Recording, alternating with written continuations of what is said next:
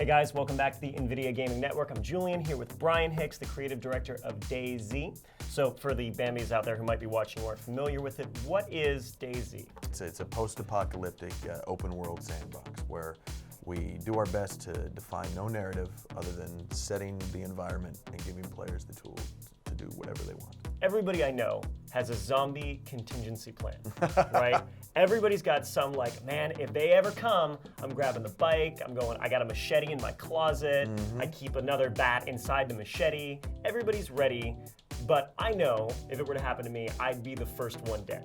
I spent my formative years in high school playing Ultima Online, which was another game that really did not define a narrative. You know, Richard Garriott's Ultima game, sure they had their own campaign, but it was more about an open world where literally if all you wanted to do was bake bread, that was a viable form of gameplay.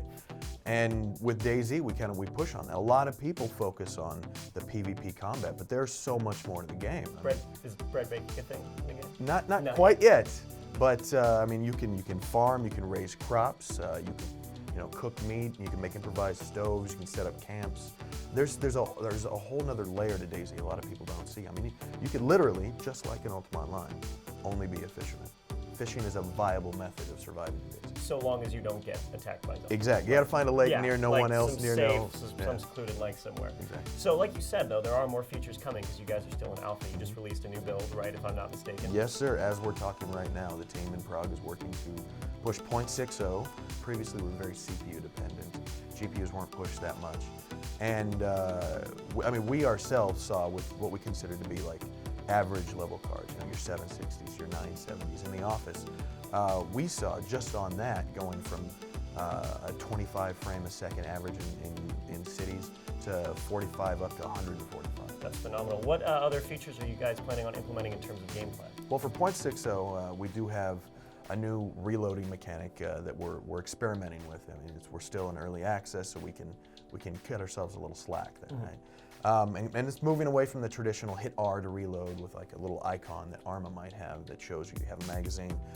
We've moved to actually completely getting rid of that. And R now cycles the bolt on a bolt action weapon or clears the chamber on a pump action weapon, or like, say for example, on an M4, it'll pull the charging handle back and eject a round out. So it's all about controlling the round in the chamber, clearing the chamber or chambering a new round through that key.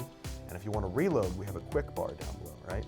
And that actually makes it a little bit easier if you can learn to use the quick bar, because now with chambering individual rounds, previously you kind of had to go into the inventory, drag that onto the weapon, and go through this whole process.